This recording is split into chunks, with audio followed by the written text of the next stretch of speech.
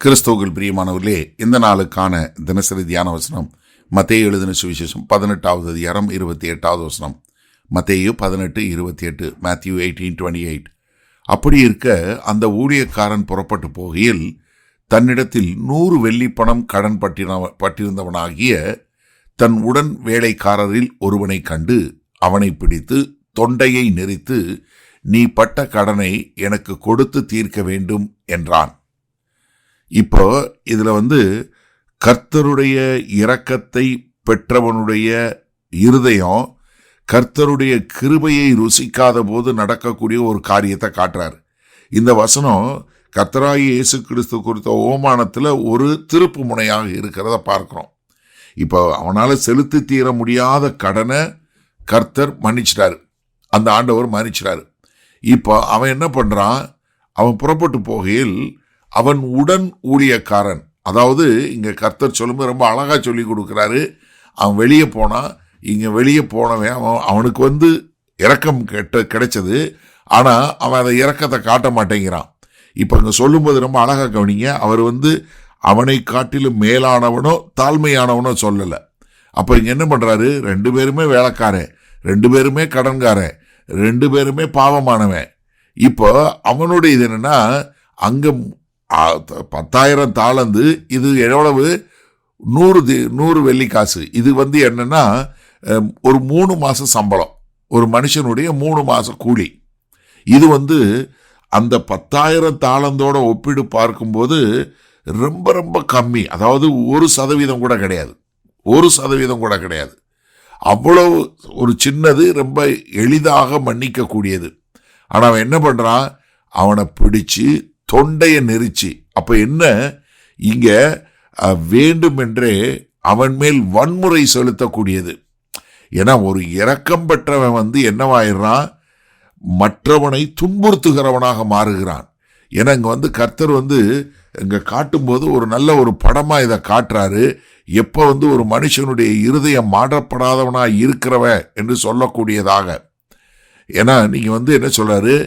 நீ எனக்கு கொடுத்து தீர்க்க வேண்டும். இது சும்மா கேட்கறது இல்ல, இது ஒரு சட்ட பிரகாரமா கேட்கக்கூடியது, அதே சமயத்துல அன்பில்லாம கேட்கக்கூடியது. ஏன்னா இந்த வேலைக்காரன் என்ன கேட்கிறான்? இல்ல, நீதி வேண்டும். எப்படி நீதி வேண்டும்? தனக்கு வரும்போது அவன் நீதியை பத்தி பேசல, ஆனா இங்க வரும்போது நீதி வேணும்னு கேட்கிறான். ஏன்னா மத்தேயு 7வது அதிகாரம் 2வது வசனத்துல மலை பிரசங்கத்துல ஆண்டவர் சொல்லும்போது என்ன சொன்னாரு? நீ எந்த அளவின்படி அளக்குறியோ அதே அளவுதான் உனக்கு அளக்கப்படும். அப்ப இங்க என்ன பண்றாரு? தனக்கு வரும்போது அவர் இரக்கத்தை நடுறாரு. தனக்கு செலுத்தி தீரக்கூடிய ஒரு கடன் பட்ட உடன் ஊழியக்காரன், ஒரு வேலைக்காரனுக்கு வரும்போது அவரால் என்ன பண்ண முடியல? அந்த இரக்கத்தை காட்ட முடியல. சரி, இந்த நாள்ல இந்த வசனத்தை நம்ம எப்படி எடுத்துக்கொள்வது?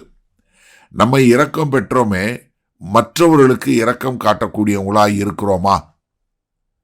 ஏன்னா ஒரு மன்னிக்கப்பட்ட ஒரு பாவி மற்றவர்களை மன்னிக்க வேண்டியது அவசியம். அதுல எந்த விதமான மாறுபாடான கருத்தும் கிடையாது. ஏன்னா அந்த வேலைக்காரனுடைய நடக்கை எப்படி எனக்கு கொடுத்தே ஆகணும்னு கழுத்தை நெரிச்சு தொண்டையை நெரிக்கிறான் பார்த்தீங்களா? அது எதை காட்டுகிறதுனா, நமக்கு எச்சரிக்கை உண்டாக்கும்படியாக. ஏன்னா இரக்கத்தை பெற்றுக்கொண்ட நீங்க மற்றவர்களுக்கு அந்த இரக்கத்தை காட்டாத போது உங்கள் இருதயம் தேவனுடைய கிருபையை ருசித்ததை காட்டுவதில்லை. ஏன்னா என்னைக்கு நீங்க மன்னிக்க முடியாத ஒரு மனநிலை உங்களுக்கு உண்டாகுதுன்னா அது உங்க ஆத்துமாவை வீணாக்கிவிடும். ஏன்னா அதனாலதான் இங்க கர்த்தர் சொல்லும் என்ன சொல்றாரு? அவன் தொண்டையை நெரிச்சு, அவனை அடுத்தவனை குற்றப்படுத்தி, அவனை காயப்படுத்தி, அவனை எப்படியாவது பண்ணக்கூடிய ஒரு காரியம். ஏன்னா இவன் என்ன பண்ணா? இரக்கத்தை பெற்றுக்கொண்டா, அந்த இரக்கத்தை காட்டணும் இல்ல. மறந்து விடாதீங்க, இந்த மத்தேயு 18வது அதிகாரம் சபைக்குள்ள நடக்கக்கூடிய காரியத்தை கர்த்தர் சொன்னாரு. ஏன்னா இது மொத்தத்துக்கும் காரணம் எங்க ஆரம்பிச்சது? பேதுரு கேட்டாரு, நீங்க ஒரு பாவம் பண்ணவனுக்கு நீ போய் நேரா போய் பேசு, இல்லைன்னா 2 சாட்சியை கொண்டு போ, இல்லைன்னா சபைக்கு சொல்லணும்னு பேதுரு என்ன சொன்னாரு? அப்ப ஆண்டவரே, ஒரு சகோதரனை 7 முறை மன்னிக்கலாமா? ஏன்னா யூத மத தலைவர்கள் 3 முறை தான் சொன்னாங்க, நான் 7 முறை சொல்றேன் அப்படின்னு சொல்லும்போதுதான் ஆண்டவர் கணக்கே இல்லை என்று இந்த ஓமானத்தை தான் சொல்றாரு. அதனால இந்த ஓமானம் யாருக்கு பொருந்தும்னா, நீங்க இந்த கேட்டுட்டு இருக்கீங்க இல்லையா, உங்களுக்கு தான் இந்த ஓமானம். இதை செய்யறது யார் தெரியுமா? நீங்க தான். அடுத்தவங்க நீங்க மற்றவனுக்குடைய பாவங்களை மன்னிக்காம இருந்தீங்கன்னா நீங்க தான் அந்த ஆளு. யாரு?